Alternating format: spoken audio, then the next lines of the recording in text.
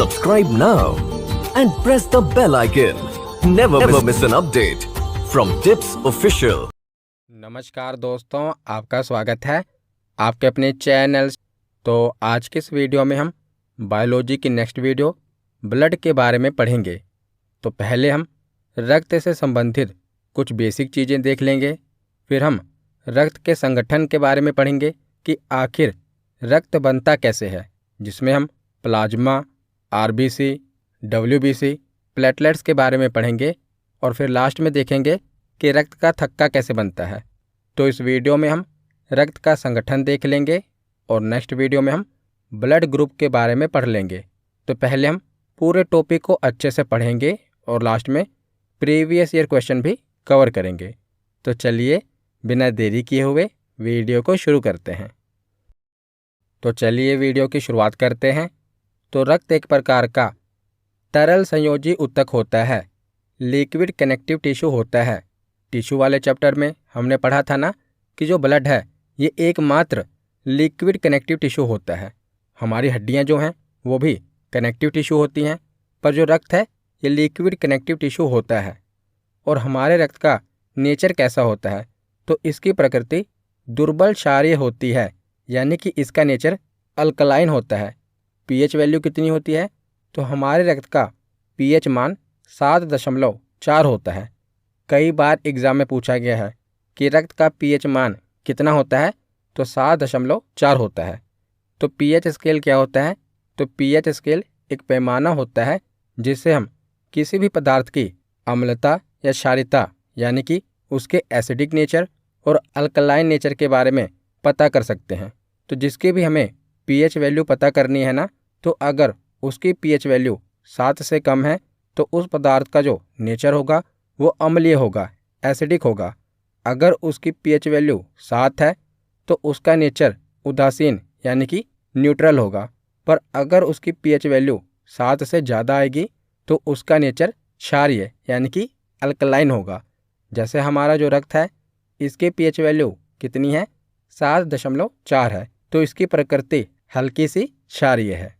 तो सामान्य व्यक्ति के शरीर में रक्त की मात्रा कितनी होती है, तो हमारे शरीर के भार का 7% हमारा रक्त होता है। यानी कि जितना हमारा शरीर का भार है ना, उसका लगभग 7% हमारा रक्त होता है। और एक वयस्क मेल में कितना रक्त होता है, तो मेल में 5 से लेकर 6 लीटर रक्त होता है और फीमेल में, महिलाओं में 4 से लेकर 5 लीटर तक खून होता है। तो मेल में कितना खून होता है, 5 से 6 लीटर, और फीमेल में 4 से 5 लीटर खून होता है। और रक्त के अध्ययन को क्या कहते हैं, ब्लड की स्टडी को क्या कहते हैं, तो इसको हेमेटोलॉजी कहते हैं। एग्जाम में पूछा गया है कि रक्त के अध्ययन को क्या कहा जाता है, तो हेमेटोलॉजी कहा जाता है। तो रक्त दाब को मापने वाले यंत्र को क्या कहा जाता है, जिससे हमारा ब्लड प्रेशर मापा जाता है, उस यंत्र को क्या कहा जाता है, तो स्फाइग्नोमैनोमीटर के द्वारा हमारा ब्लड प्रेशर मापा जाता है। और एक सामान्य व्यक्ति का ब्लड प्रेशर कितना होता है, तो 120 और 80 mm एक सामान्य व्यक्ति का ब्लड प्रेशर होना चाहिए। और ब्लड प्रेशर मापा किससे जाता है, तो स्फाइग्नोमैनोमीटर से मापा जाता है। और एक वयस्क मानव में रक्त का निर्माण कहाँ पर होता है, तो जो हमारा ब्लड है ये कहाँ पर बनता है, तो ये हमारे अस्थि मज्जा में बनता है, बोन मैरो में बनता है।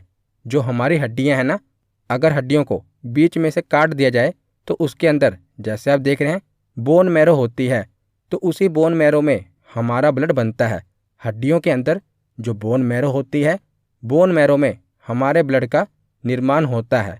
और भ्रूण अवस्था में इसका निर्माण कहाँ पर होता है, तो भ्रूण अवस्था में ब्लड का निर्माण यकृत यानी कि लीवर में होता है।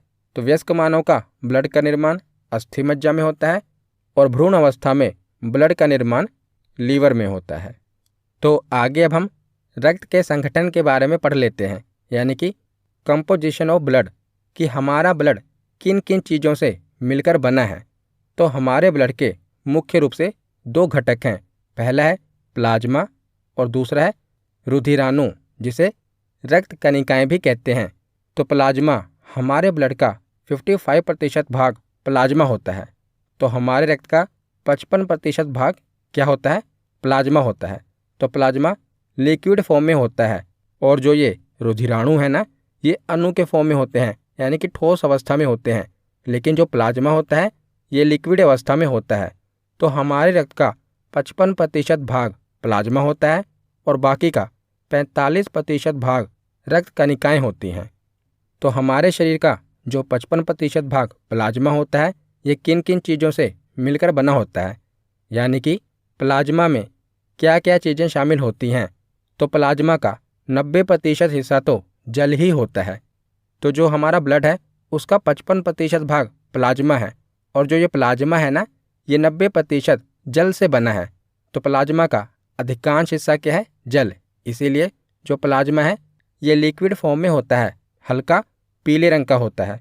तो प्लाज्मा में 90% जल होता है, 7% प्रोटीन होता है, 0.9% लवण होते हैं, 0.1% ग्लूकोज होता है और 2% अन्य चीज़ें होती हैं। तो इन सबको मिलाकर क्या बनता है? प्लाज्मा, जो कि हमारे ब्लड का 55% भाग होता है। ये लिक्विड फॉर्म में होता है, जो कि हम आगे पढ़ेंगे, और हल्का पीले रंग का होता है। उसके बाद हमारे रक्त का बाकी का 45% भाग क्या होता है? तो रक्त कणिकाएं होती हैं, जिन्हें ब्लड कोर्पसेल्स या ब्लड सेल्स कहते हैं। तो जो रक्त कणिकाएं होती हैं ना, इनमें 3 चीज़ें शामिल होती हैं। पहली है लाल रक्त कणिकाएं, जिसे हम आरबीसी कह देते हैं। दूसरी है श्वेत रक्त कणिकाएं, इसे हम डब्ल्यूबीसी कहते हैं। और तीसरा है रक्त बिंबाणु, जिसे हम प्लेटलेट्स कहते हैं। तो जो हमारी रक्त कणिकाएं हैं ये 3 चीज़ों से मिलकर बनी हैं, आरबीसी, डब्ल्यूबीसी और प्लेटलेट्स। तो आप डायग्राम से समझिए। तो जैसे ये हमारी ब्लड वेसल्स हैं, इसमें हमारे ब्लड का फ्लो हो रहा है। तो हमारा जो ब्लड है ये कई चीज़ों से मिलकर बना है, जिसमें जो आप ये पीले कलर का देख रहे हैं ना, ये क्या है? प्लाज्मा। और प्लाज्मा लिक्विड फॉर्म में होता है और ये भी कई चीज़ों से मिलकर बना होता है, जैसे जल, प्रोटीन, लवण, ग्लूकोज और कुछ अन्य चीज़ों से मिलकर ये प्लाज्मा बना होता है। और ये हमारे रक्त का 55% भाग होता है और ये लिक्विड फॉर्म में होता है। और बाकी का जो 45% भाग है वो अणु की फॉर्म में होता है। और उसमें क्या क्या चीज़ें शामिल होती हैं? तो आरबीसी, जो आप ये देख रहे हैं लाल रंग की टैबलेट की तरह, ये लाल रक्त कणिकाएं हैं, जिन्हें हम आरबीसी कहते हैं। उसके बाद है डब्ल्यूबीसी, जो आप ये देख रहे हैं, ये है वाइट ब्लड सेल। और उसके बाद तीसरा है प्लेटलेट्स, तो आप ये देख रहे हैं, ये हैं प्लेटलेट्स। तो आप इसको एनिमेशन की सहायता से भी समझ लीजिए। तो ये हमारे शरीर में ब्लड फ्लो हो रहा है। तो आप ये जो देख रहे हैं ये है आरबीसी, इसके बाद ये है डब्ल्यूबीसी, उसके बाद ये है प्लेटलेट्स, और जो प्लाज्मा है वो लिक्विड फॉर्म में इनके साथ ही फ्लो हो रहा है। तो इन सब चीज़ों को मिलाकर क्या बनता है? हमारा ब्लड बनता है। तो एक एक करके हम इन सभी ब्लड के कंपोनेंट्स के बारे में पढ़ते हैं। तो शुरुआत हम करते हैं प्लाज्मा से, क्योंकि हमारे ब्लड का अधिकांश भाग कौन सा होता है? 55% भाग प्लाज्मा होता है। तो यह रक्त का तरल अवस्था में पाया जाने वाला भाग होता है और इसका 90% भाग जल होता है। हमने पढ़ा था ना कि जो प्लाज्मा होता है इसका 90% भाग क्या होता है? जल होता है। और बिलीरुबिन के कारण इसका रंग हल्का पीला होता है। तो ये एग्जाम में पूछा गया है कि प्लाज्मा का रंग पीला किसके कारण होता है? तो बिलीरुबिन के कारण इसका रंग पीला होता है। तो प्लाज्मा में 90% क्या होता है? जल होता है। इसमें जो ग्लूकोज होता है और खनिज लवण होता है ना, ये दोनों हमारे शरीर में ऊर्जा का निर्माण करते हैं। उसके बाद प्लाज्मा में 7% प्रोटीन भी पाया जाता है, जो कि आगे हम पढ़ेंगे। रक्त का थक्का जमाने में इन्हीं प्रोटीन की सहायता से हमारे रक्त का थक्का जमता है। तो प्लाज्मा में कौन कौन से प्रोटीन पाए जाते हैं? तो थ्रोम्बिन, प्रोथ्रोम्बिन, ग्लोब्यूलिन, फाइब्रिन और फाइब्रिनोजन। तो ये आपको याद रखने हैं कि हमारे प्लाज्मा में कौन कौन से प्रोटीन पाए जाते हैं। और जो फाइब्रिनोजन है ना, ये काफ़ी इम्पोर्टेंट है, हमारे शरीर में ब्लड क्लोटिंग के, यानी कि रक्त के थक्का जमाने के काम आता है। तो ये सारे जो प्रोटीन हैं ये ब्लड क्लोटिंग के काम आते हैं। लेकिन ज़्यादातर जो एग्ज़ाम में पूछा जाता है वो फाइब्रिनोजन पूछा जाता है कि फाइब्रिनोजन किस काम आता है? तो ये हमारे रक्त का थक्का जमाने के काम आता है, जिसके बारे में आगे हम पढ़ेंगे। तो प्लाज्मा का कार्य क्या है? तो प्लाज्मा शरीर में प्रोटीन एवं अन्य पदार्थों को एक स्थान से दूसरे स्थान तक ले जाने का कार्य करता है और प्लाज्मा रक्त में पीएच मान को संतुलित करके रखता है और रक्त का थक्का जमाने में भी ये सहायक होता है, जैसा कि हमने देखा, क्योंकि इसमें जो प्रोटीन पाए जाते हैं वो रक्त का थक्का जमाने में सहायक होते हैं। और प्लाज्मा ग्लूकोज को बाकी अंगों तक पहुंचाता है, क्योंकि हमने पढ़ा ना कि प्लाज्मा में ग्लूकोज भी पाया जाता है, तो ग्लूकोज को बाकी अंगों तक पहुंचाता है। तो प्लाज्मा के बाद सीरम देख लेते हैं। ये भी एग्जाम में पूछा गया है कि सीरम क्या होता है। तो प्लाज्मा से रक्त का थक्का जमाने वाले जो कारक हैं, अर्थात जो हमने प्रोटीन पढ़े हैं ना, जिनकी सहायता से ब्लड की क्लोटिंग हो जाती है, रक्त का थक्का जम जाता है, अगर उन प्रोटीन को इसमें से निकाल दिया जाए तो जो बाकी का बचेगा वो सीरम कहलाता है। तो हमारा रक्त कैसे जमता है वो मैं आपको वीडियो के आखिर में बताऊंगा। पूरा प्रोसेस समझाऊंगा कि आखिर हमारा ब्लड कैसे जम जाता है।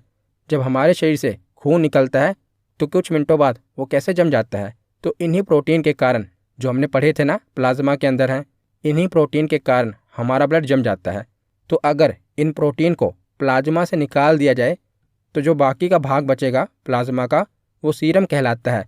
खास करके एग्ज़ाम में ये पूछा जाता है कि प्लाज्मा से कौन सा पदार्थ निकालने पर ये सीरम कहलाएगा। तो वहाँ पर ऑप्शन में फाइब्रिनोजन प्रोटीन दिया होता है। तो आपको याद रखना है कि प्लाज्मा से अगर फाइब्रिनोजन प्रोटीन को हटा दिया जाए तो जो बाकी का भाग बचेगा वो क्या कहलाएगा? सीरम कहलाएगा। तो प्लाज्मा के बारे में हमने पढ़ लिया। अब हम रुधिराणु यानी कि ब्लड सेल्स के बारे में पढ़ते हैं, जो हमारे शरीर का 45% भाग है।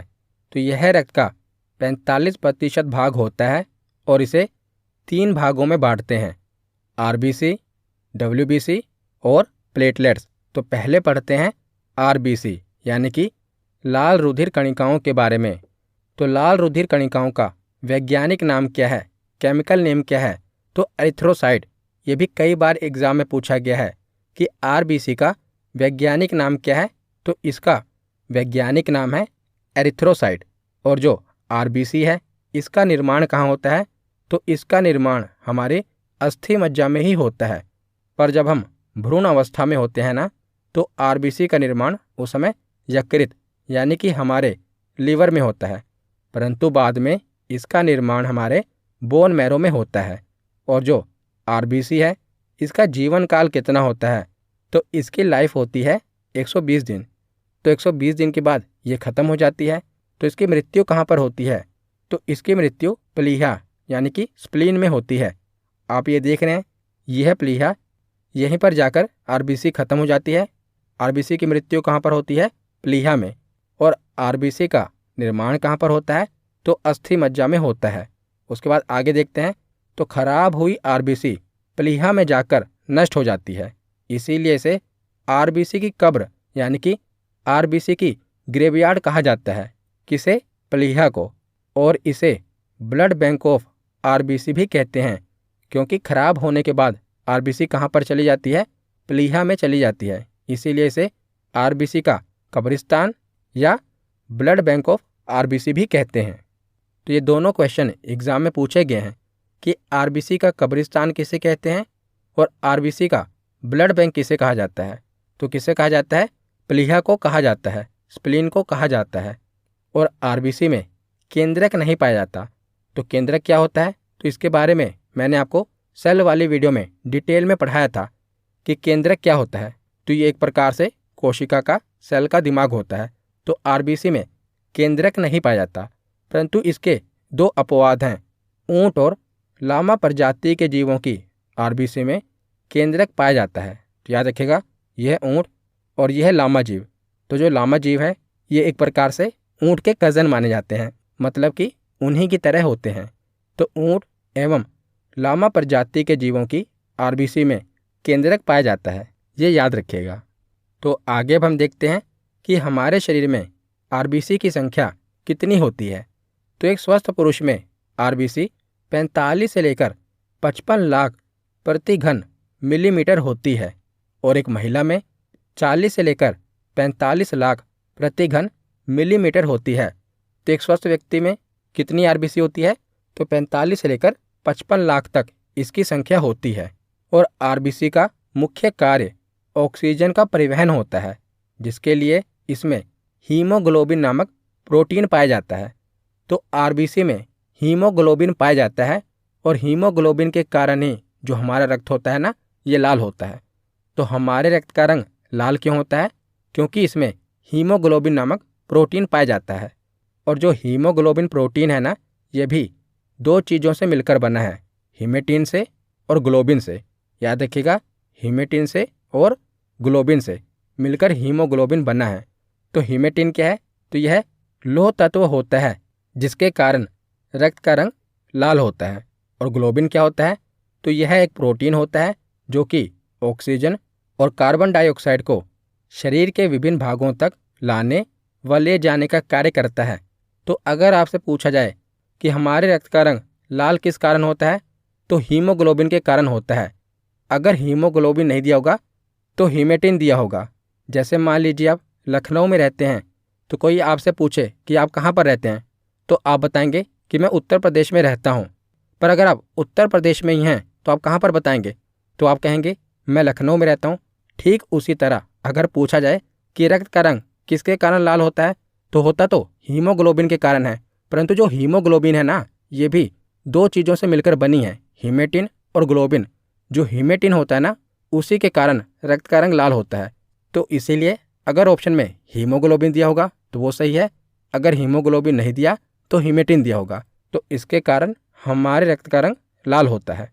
उसके बाद आगे देखते हैं, तो जो कॉकरोच होता है ना, इसका जो ब्लड होता है ये सफ़ेद रंग का होता है। तो ये सफ़ेद रंग का क्यों होता है? क्योंकि इसके अंदर हीमोग्लोबिन नहीं पाया जाता। जैसे हमारे ब्लड में हीमोग्लोबिन पाया जाता है, आरबीसी में हीमोग्लोबिन होता है ना, जिसके कारण हमारे रक्त का रंग लाल होता है। परंतु इसमें हीमोग्लोबिन की जगह क्या होता है? हेमोलिम्फ होता है। याद रखिएगा, हेमोलिम्फ के कारण कॉकरोच में सफ़ेद रंग का रक्त होता है। और ऑक्टोपस में कौन से रंग का ब्लड होता है? तो ऑक्टोपस में नीले रंग का ब्लड पाया जाता है। तो इसमें नीले रंग का ब्लड क्यों पाया जाता है? क्योंकि इसमें हेमोसाइनिन होता है। इसमें भी हीमोग्लोबिन नहीं होता, क्या पाया जाता है? हेमोसाइनिन पाया जाता है। ये दोनों प्रश्न एग्जाम में पूछे गए हैं। ये भी पूछा गया है कि इनके रक्त का रंग क्या होता है। जैसे कि कॉकरोच में कौन से रंग का रक्त पाया जाता है? तो सफ़ेद रंग का। और किसके कारण इसके रक्त का रंग सफ़ेद होता है? तो हेमोलिम्फ के कारण। और ऑक्टोपस में कौन से रंग का रक्त पाया जाता है? तो नीले रंग का रक्त पाया जाता है। और किसके कारण इसका रक्त नीले रंग का होता है? तो हेमोसाइनिन के कारण इसका रक्त नीले रंग का होता है। उसके बाद आगे देखते हैं, तो रक्त में आरबीसी का नष्ट होना क्या कहलाता है? तो रक्त में आरबीसी का नष्ट होना हीमोलाइसिस कहलाता है। और सोते समय आरबीसी की संख्या 5% कम हो जाती है। याद रखिएगा कि सोते समय आरबीसी की संख्या 5% कम हो जाती है। और ऊंचाई पर जाने पर आरबीसी की संख्या 30% तक बढ़ जाती है। तो जब हम सोते हैं तो इसकी संख्या 5% कम हो जाती है। और जैसे हम ऊंचाई पर जाते हैं ना, तो ऊंचाई पर जाने पर इसकी संख्या बढ़ती है, लगभग 30% तक बढ़ जाती है। तो आगे हम देखते हैं कि आरबीसी की संख्या घटने पर या बढ़ने पर हमारे शरीर में कौन सी बीमारी हो जाती है। तो जब आरबीसी की संख्या हमारे शरीर में घट जाती है ना, तो एनीमिया नामक बीमारी हो जाती है, जिसमें क्या होता है कि लौह अयस्क की हमारे ब्लड में कमी हो जाती है और खून की कमी हो जाती है। और खून की कमी के कारण हमारा शरीर पीला पड़ने लगता है। तो एनीमिया कब होती है? जब हमारे ब्लड में आरबीसी की संख्या कम हो जाए। लेकिन आरबीसी की संख्या बढ़ कब जाती है? तो आरबीसी की संख्या बढ़ने को पॉलीसाइथेमिया कहा जाता है। और आरबीसी की संख्या बढ़ती कब कब है? जब हम ऊंचाई पर जाते हैं। मैंने आपको बताया ना कि ऊंचाई पर जाने पर इसकी संख्या 30% तक बढ़ जाती है। तो ऊंचाई पर जाने पर गर्भधारण के समय इसकी संख्या बढ़ जाती है। और इसकी संख्या बढ़ने पर क्या होता है? त्वचा पर धब्बे बन जाते हैं। तो जब आरबीसी की संख्या बढ़ जाती है तब त्वचा पर धब्बे पड़ जाते हैं। उसके बाद आगे हम देखते हैं, तो एक बीमारी है थैलेसीमिया ये भी पूछी जाती है। तो थैलेसीमिया कब होती है? तो थैलेसीमिया क्या है? तो ये बच्चों को माता पिता से आनुवांशिक तौर पर मिलने वाला रक्त रोग होता है। और इस रोग में क्या होता है? तो इस रोग के होने पर शरीर की हीमोग्लोबिन निर्माण की प्रक्रिया में गड़बड़ी हो जाती है, जिसके कारण रक्तहीनता यानी कि खून की कमी के लक्षण प्रकट होते हैं। तो इसकी पहचान 3 माह की आयु के बाद ही हो जाती है। तो जब हम पैदा होते हैं ना, तो पैदा होने के 3 महीने बाद ही पता चल जाता है कि ये हमारे शरीर में बीमारी है या नहीं। तो थैलेसीमिया बीमारी में क्या होता है कि बच्चे के शरीर में रक्त की भारी कमी होने लगती है, जिसके कारण उसे बार बार बाहरी खून चढ़ाने की आवश्यकता होती है, क्योंकि इसमें क्या होता है, हमारे शरीर में खून बनना बंद हो जाता है। तो खून की कमी के लक्षण प्रकट होते हैं, जिसके कारण बार बार बाहरी खून चढ़ाना पड़ता है। तो इसे क्या कहते हैं? तो इसे थैलेसीमिया कहते हैं। इस रोग का नाम है थैलेसीमिया। तो आरबीसी के बाद आगे हम पढ़ते हैं डब्ल्यूबीसी यानी कि वाइट ब्लड सेल, श्वेत रक्त कणिकाएं। तो डब्ल्यूबीसी का वैज्ञानिक नाम क्या है? तो इसे ल्यूकोसाइट कहा जाता है। और इसका निर्माण कहाँ पर होता है? तो इसका निर्माण भी हमारी अस्थि मज्जा में होता है। और इसकी मृत्यु कहाँ होती है? तो इसकी मृत्यु हमारे ब्लड में ही हो जाती है। जैसे हमने पढ़ा था कि जो आरबीसी है इसकी मृत्यु प्लीहा में होती है, लेकिन जो ल्यूकोसाइट यानी कि डब्ल्यूबीसी है ना, इसकी मृत्यु हमारे ब्लड में ही हो जाती है। और जो आरबीसी है उसका आकार आपने देखा था गोलाकार होता है, लेकिन जो वाइट ब्लड सेल है ना, इसका आकार निश्चित नहीं होता। याद रखिएगा, इसका आकार निश्चित नहीं है। इसका जीवन काल कितना है? तो इसका जीवन काल 2 से 4 दिन या 13 से 20 दिन होता है। तो कई किताबों में आप देखेंगे 2 से 4 दिन लिखा हुआ है और कई किताबों में 13 से 20 दिन लिखा हुआ है, पर ज़्यादातर जो इसका जीवन काल है ना, वो 2 से 4 दिन तक ही होता है।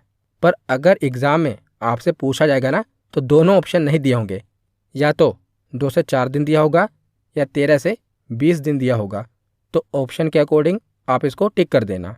तो इसमें केंद्रक उपस्थित होता है, आरबीसी में केंद्रक उपस्थित नहीं होता, लेकिन डब्ल्यूबीसी में केंद्रक उपस्थित होता है। और इसकी संख्या हमारे ब्लड में कितनी होती है? तो 8,000 से लेकर 10,000 के बीच इसकी संख्या होती है हमारे ब्लड में। और इसका कार्य क्या है? तो ये हमारे शरीर के प्रतिरक्षी तंत्र यानी कि इम्यून सिस्टम को मजबूत बनाता है और यह रोगों से सुरक्षा प्रदान करता है।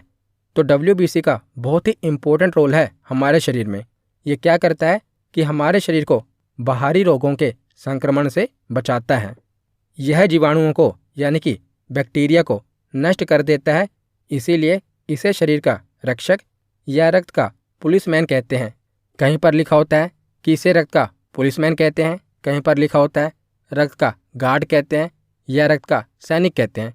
तो रक्त की सुरक्षा से रिलेटेड कुछ भी लिखा हो, चाहे रक्त का गार्ड लिखा हो, रक्त का पुलिसमैन लिखा हो या रक्त का सैनिक लिखा हो, ये किसे कहते हैं? तो डब्ल्यूबीसी को ही गार्ड सेल कहा जाता है, क्योंकि ये क्या करता है? बाहरी रोगों से हमारे शरीर को बचाता है।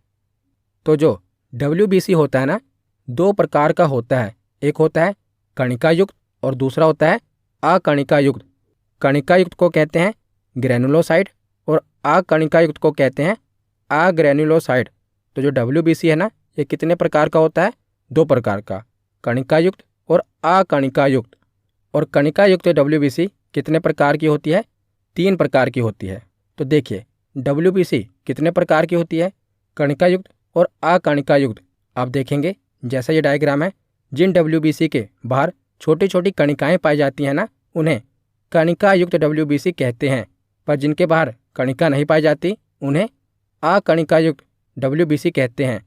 तो अकणिका युक्त डब्ल्यूबीसी की संख्या कितनी है? तो 2, मोनोसाइट्स और लिम्फोसाइट्स। आप देखेंगे कि मोनोसाइट्स और लिम्फोसाइट्स के बाहर कणिका नहीं पाई जा रही, लेकिन जो न्यूट्रोफिल्स है, बेसोफिल्स है, इओसिनोफिल्स है ना, इसके बाहर आप देखेंगे कणिकाएं पाई जाती हैं।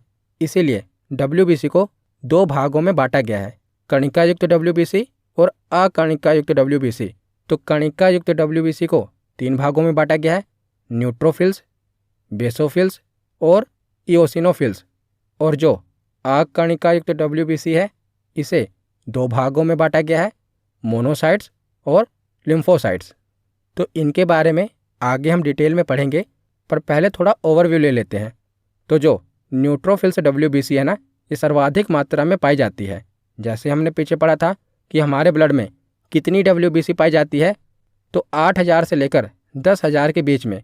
तो उसमें से जो न्यूट्रोफिल्स WBC है ना, ये सर्वाधिक मात्रा में पाई जाती है, यानी कि इसकी संख्या सबसे ज़्यादा होती है।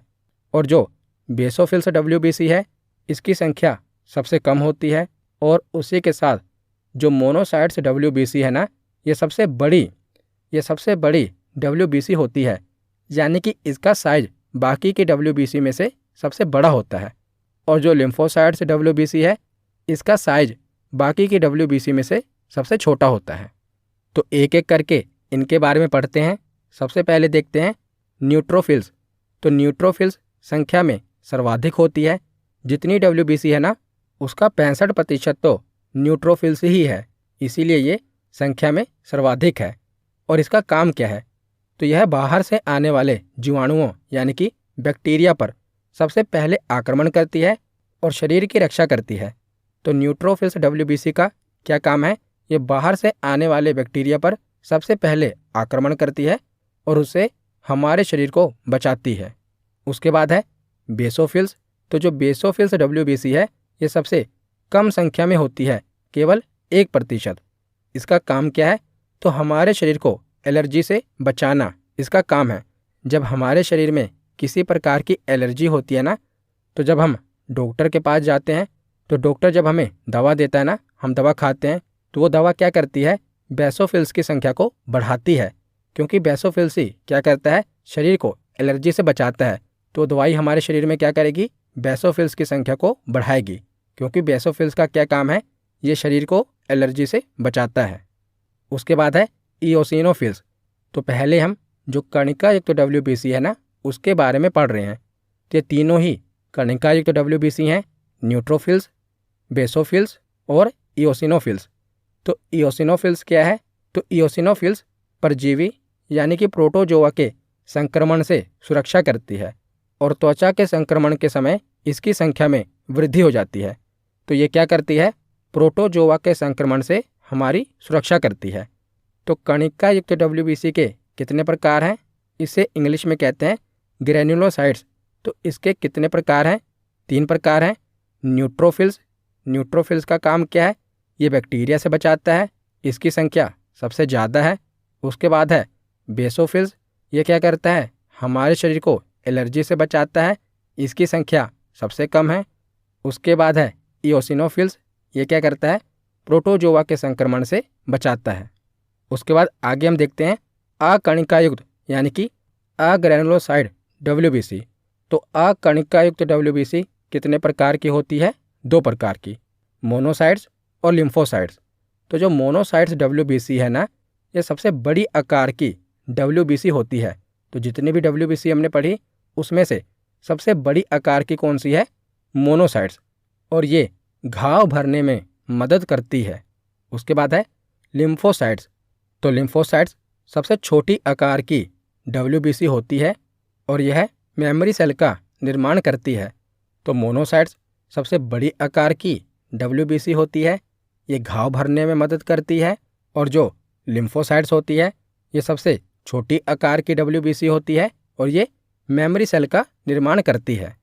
तो हमने RBC के बारे में पढ़ लिया, WBC के बारे में पढ़ लिया। अब हम प्लेटलेट्स के बारे में पढ़ते हैं। तो प्लेटलेट्स, जिसे रक्त बिंबाणु कहते हैं, इसका वैज्ञानिक नाम क्या है, तो प्लेटलेट्स का वैज्ञानिक नाम है थ्रोम्बोसाइट। याद रखिएगा, इसका वैज्ञानिक नाम क्या है, थ्रोम्बोसाइट। और इसका निर्माण हमारे शरीर में कहाँ पर होता है, तो अस्थि मज्जा में ही इसका निर्माण भी होता है और इसकी मृत्यु भी प्लीहा में ही होती है। और इसमें केंद्रक नहीं पाया जाता। तो RBC में भी केंद्रक नहीं पाया जाता और प्लेटलेट्स में भी केंद्रक नहीं पाया जाता। इसका जीवन काल कितना होता है, तो 3 से 5 दिन तक इसका जीवन काल होता है। और इसका कार्य क्या है, तो रक्त का थक्का जमाने में ये मदद करता है। तो प्लेटलेट्स क्या करता है, रक्त का थक्का जमाने में मदद करता है। और प्लेटलेट्स केवल स्तनधारियों में यानी कि मैमल्स में ही पाया जाता है। सामान्य व्यक्ति की प्लेटलेट कितनी होती है? तो 1.5 लाख से लेकर 4.5 लाख प्रति माइक्रोलीटर प्लेटलेट होती है। तो कितनी होती है इसकी संख्या? 1.5 लाख से लेकर 4.5 लाख के बीच। तो जो डेंगू बुखार होता है ना, डेंगू बुखार में क्या होता है कि प्लेटलेट्स की संख्या तेजी से कम हो जाती है। तो याद रखिएगा कि प्लेटलेट के कम होने से डेंगू बुखार नहीं होता, डेंगू बुखार के होने से प्लेटलेट्स की संख्या कम हो जाती है। उसके बाद आगे हम देखते हैं कि प्लेटलेट से संबंधित कौन सी बीमारी है। तो इस बीमारी का नाम है हीमोफीलिया। तो हीमोफीलिया क्या है? तो हीमोफीलिया आनुवांशिक रोग है जिसमें शरीर के बाहर बहता हुआ रक्त जमता नहीं है। क्योंकि हमने पढ़ा कि प्लेटलेट्स का क्या काम है? तो इसका काम है रक्त का थक्का जमाना। परंतु हीमोफीलिया बीमारी में क्या हो रहा है कि जो हमारे शरीर से रक्त बाहर निकल रहा है उसका थक्का नहीं जम रहा। इसके कारण क्या होता है कि चोट या दुर्घटना में यह जानलेवा साबित होता है, क्योंकि रक्त का बहना बंद ही नहीं होता। वैसे आप देखेंगे कि अगर आपके शरीर पर कहीं कट जाए या कहीं चोट लग जाए, जब रक्त बहेगा ना तो 2 से 3 मिनट के बाद आप देखेंगे कि रक्त जमना शुरू हो जाएगा। लेकिन जिसे हीमोफीलिया बीमारी होती है ना, उसका रक्त जमता नहीं है, रक्त निकलता ही रहता है। और हीमोफीलिया को रॉयल डिजीज़ के रूप में भी जाना जाता है। इसे शाही बीमारी के रूप में भी जाना जाता है। तो इसे शाही बीमारी क्यों कहते हैं? तो हीमोफीलिया को रॉयल डिजीज़ के रूप में जाना जाता है क्योंकि यह यूरोपियन शाही परिवार का हिस्सा रह चुका है। यह बीमारी सबसे पहले महारानी विक्टोरिया में देखी गई थी। महारानी विक्टोरिया पहले इससे पीड़ित हुई थी और उसके बाद क्या हुआ कि यह बीमारी उनके बेटे और बेटी में म्यूटेट हो गई। क्योंकि हमने पढ़ा कि यह आनुवांशिक बीमारी है, पीढ़ी दर पीढ़ी आगे जाती रहती है। तो इस तरह महारानी विक्टोरिया के पूरे खानदान में यह बीमारी फैलती चली गई, इसीलिए इसे शाही बीमारी कहा जाने लगा। तो आगे अब हम कुछ महत्वपूर्ण तथ्य देख लेते हैं। तो रक्त का वह कौन सा घटक है जो रक्त वाहिकाओं में थक्का बनने से नहीं रोकता? तो जो प्रोटीन है प्लाज्मा में, हमने पढ़े थे ना कि उनके कारण रक्त का थक्का जमता है। तो क्या कारण है कि हमारी जो रक्त वाहिकाएं हैं उनके अंदर भी तो ब्लड फ्लो हो रहा है, वो जम क्यों नहीं रहा? क्योंकि उसमें हेपरिन पाया जाता है। तो हेपरिन के कारण हमारी रक्त वाहिकाओं में थक्का नहीं बनता। लेकिन जैसे ही खून बाहर निकलता है और वायु के संपर्क में आता है तब रक्त का थक्का जमता है। लेकिन जब हमारी रक्त वाहिकाओं में खून बह रहा होता है तो वो नहीं जमता। किसके कारण नहीं जमता? हेपरिन के कारण नहीं जमता। लेकिन जब कहीं पर कट लगता है तो वहाँ पर हेपरिन खत्म हो जाता है, उसका कोई काम नहीं रहता, जिसके कारण क्या होता है? रक्त का थक्का जम जाता है। तो हमने आरबीसी, डब्ल्यूबीसी और प्लेटलेट्स के बारे में पढ़ा। तो ये पूछा जाता है कि संख्या में सबसे ज़्यादा कौन सी है? तो सबसे ज़्यादा कौन सी है? आरबीसी। हमने पढ़ा था कि 45 से 55 लाख इसकी संख्या है। तो सबसे ज़्यादा संख्या में आरबीसी है। उसके बाद आएगी प्लेटलेट्स और सबसे कम संख्या में पाई जाती है डब्ल्यूबीसी। 8 से 10 हज़ार के बीच में ये होती है। तो सबसे कम संख्या है डब्ल्यूबीसी की, उससे ज़्यादा है प्लेटलेट्स की और उससे ज़्यादा है आरबीसी की। तो ये तो हो गया संख्या के आधार पर। लेकिन अगर आकार के आधार पर देखा जाए, साइज के बेसिस पर देखा जाए, तो जो सबसे कम मात्रा में है उसका आकार उतना ही बड़ा है।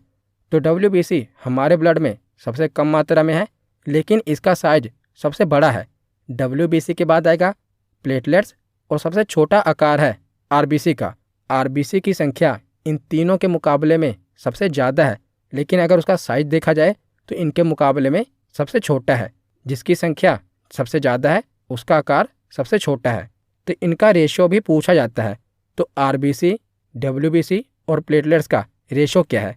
तो अगर हमारे ब्लड में 1 डब्ल्यूबीसी है ना, तो उसके मुकाबले में 40 प्लेटलेट्स हैं और 600 आरबीसी है। तो ये रेशियो आपको पता होनी चाहिए। कभी ये पूछ लिया जाता है कि बताइए डब्ल्यूबीसी और प्लेटलेट्स का रेशियो क्या है या आरबीसी डब्ल्यूबीसी का रेशियो क्या है, तो आपको पता होना चाहिए कि आरबीसी, डब्ल्यूबीसी और प्लेटलेट्स का रेशियो क्या है। 600, 1 और 40। अगर आपसे पूछा जाए कि आरबीसी और डब्ल्यूबीसी का रेशियो क्या है, तो 600:1 है। तो अगर इन तीनों का पूछ लिया जाए तब भी आपको याद होना चाहिए, और इन तीनों में से किसी 2 का पूछा जाए तब भी आपको पता होना चाहिए। तो आगे अब हम देखते हैं कि आखिर रक्त का थक्का बनता कैसे है। तो रक्त का थक्का होता क्या है? तो जब किसी कटे हुए भाग से रक्त बाहर निकलता है ना, तब ये जेली के रूप में कुछ ही मिनटों में जम जाता है। आप देखते ही हैं कि आपके शरीर पर कहीं पर कट लगता है तो जब खून निकलता है ना, तो 2 से 3 मिनट के बाद वो जेली के रूप में जम जाएगा, यानी कि रक्त का थक्का बन जाएगा। तो इसी को ब्लड क्लोटिंग यानी कि रक्त का थक्का कहते हैं। तो आखिर ये रक्त का थक्का बनता कैसे है, इसकी प्रक्रिया क्या है, वो भी मैं आपको समझा देता हूँ। तो रक्त का थक्का बनने के लिए किन किन चीज़ों की ज़रूरत होती है? तो कैल्शियम की, विटामिन के की। विटामिन वाली वीडियो में मैंने आपको बताया था ना कि विटामिन के रक्त का थक्का बनाने का काम करता है। अगर हमारे शरीर में विटामिन के की कमी हो जाएगी तो रक्त का थक्का नहीं बनेगा। तो कैल्शियम की, विटामिन के की, और जो हमने प्लाज्मा में प्रोटीन पढ़े थे ना, उनकी ज़रूरत पड़ती है रक्त का थक्का बनाने के लिए। कैल्शियम की, विटामिन के की और प्रोटीन की। तो ये सब मिलकर क्या करते हैं, रक्त का थक्का बनाते हैं। तो स्टेप बाय स्टेप मैं आपको समझाता हूँ कि जब हमारे शरीर में कहीं पर कट लगता है तो कैसे रक्त का थक्का बनता है। तो जब हमारे शरीर के किसी हिस्से में चोट लगती है या कट जाता है तो जब खून निकलता है ना, और खून वायु के संपर्क में आता है, जिस कारण क्या होता है कि जो थ्रोम्बोप्लास्टिन प्रोटीन है ये कैल्शियम से क्रिया करता है। तो सबसे पहले क्या होता है कि थ्रोम्बोप्लास्टिन प्रोटीन कैल्शियम से क्रिया करता है, यानी कि कैल्शियम के साथ रिएक्शन करता है। उसके बाद क्या होता है, रक्त में उपस्थित प्रोथ्रोम्बिन प्रोटीन को ये थ्रोम्बिन में बदल देता है। हमने पढ़ा था ना कि हमारे प्लाज्मा में कौन सा प्रोटीन है, प्रोथ्रोम्बिन। तो क्या होता है कि थ्रोम्बोप्लास्टिन प्रोटीन कैल्शियम के साथ क्रिया करके प्रोथ्रोम्बिन प्रोटीन को थ्रोम्बिन में बदल देता है, यानी कि इन तीनों की एक साथ क्रिया होती है और फाइनल रिजल्ट क्या निकलता है, थ्रोम्बिन। जिसके बाद क्या होता है कि जो ये थ्रोम्बिन है ना, रक्त में पहले से ही उपस्थित फाइब्रिनोजन प्रोटीन से क्रिया करता है और उसके बाद फाइब्रिन का निर्माण करता है। तो फाइब्रिन क्या है, इसकी रचना जाली के समान होती है और इसी जाली में जो रक्त के अणु होते हैं, खास करके आरबीसी, इसी जाली में आकर फंस जाती है, जिस कारण रक्त का बहाव रुक जाता है और रक्त का थक्का जम जाता है। तो फिर से मैं आपको समझा देता हूँ। सबसे पहले क्या होगा कि हमारे शरीर में कहीं पर कट लगेगा तो खून बाहर निकलेगा, वायु के संपर्क में आएगा। उसके बाद क्या होगा कि खून को जमाने का प्रोसेस शुरू हो जाएगा। सबसे पहले थ्रोम्बोप्लास्टिन प्रोटीन कैल्शियम के साथ क्रिया करके प्रोथ्रोम्बिन को थ्रोम्बिन में बदल देगा। उसके बाद थ्रोम्बिन रक्त में उपस्थित फाइब्रिनोजन प्रोटीन के साथ क्रिया करके फिब्रिन या फाइब्रिन बनाएगा। तो फाइब्रिन क्या है, इसकी रचना जाली के समान होती है, जिसके बाद क्या होता है, जो रक्त के अणु होते हैं इसमें आकर फंस जाते हैं और बाहर नहीं निकल पाते, जिस कारण रक्त का बहाव रुक जाता है और रक्त जम जाता है। तो इसी को कहते हैं रक्त का थक्का बनना। तो आशा करता हूँ आपको समझ में आया होगा। तो यहाँ पर हमारा थियरी सेक्शन कंप्लीट होता है। अब हम प्रीवियस ईयर क्वेश्चन देखते हैं। तो पहला प्रश्न है कि एक वयस्क मनुष्य में औसतन कितना रक्त होता है। तो एक वयस्क मनुष्य में बताइए कितना ब्लड होता है, 2 से 3 लीटर, 3 से 4 लीटर, 4 से 5 या 5 से 6 लीटर। तो इसका सही जवाब क्या होगा, 5 से 6 लीटर ब्लड पाया जाता है एक वयस्क मनुष्य में। उसके बाद अगला प्रश्न है कि सोते वक्त मनुष्य का आरबीसी कितने प्रतिशत कम हो जाता है। तो सोते वक्त मनुष्य का आरबीसी कितने प्रतिशत कम हो जाता है, तो 5%। इसका सही जवाब है ऑप्शन डी। अगला प्रश्न है कि मानव रक्त का पीएच क्या है। हमारे ब्लड की पीएच वैल्यू क्या है। तो हमारा ब्लड हल्का सा क्षारीय है, तो इसका सही जवाब है 7.4 हमारे ब्लड की पीएच वैल्यू है। इसका सही जवाब है ऑप्शन डी। अगला प्रश्न है कि मानव रक्त में कोशिकीय अंश का कितना प्रतिशत प्लाज्मा होता है। तो प्लाज्मा कितना प्रतिशत होता है, तो इसका सही जवाब है ऑप्शन बी, 55% भाग प्लाज्मा होता है और 45% भाग बाकी का रुधिराणु होता है।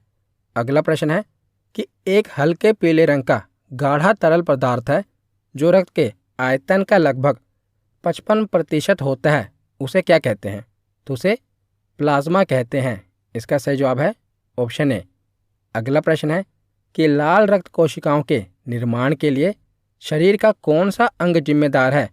तो आरबीसी का निर्माण कहाँ पर होता है, तो हमारी बोन मैरो में, अस्थि मज्जा में होता है। तो इसका सही जवाब है ऑप्शन ए। अगला प्रश्न है कि लाल रक्त कणिकाओं का औसत जीवन काल लगभग कितने समय का होता है। तो आरबीसी का जीवन काल बताइए कितने समय का होता है? तो लगभग 100 से लेकर 120 दिन तक इसका जीवन काल होता है। तो इसका सही जवाब क्या होगा? Option B. अगला प्रश्न है कि बहुत अधिक ऊंचाई पर मनुष्य की लाल रक्त कणिकाएं क्या होती हैं? उनका आकार बढ़ जाता है, आकार छोटा हो जाता है, संख्या बढ़ जाती है या संख्या घट जाती है? तो जैसे जैसे हम ऊंचाई पर जाते हैं हमारी आरबीसी की संख्या बढ़ जाती है। तो इसका सही जवाब क्या होगा?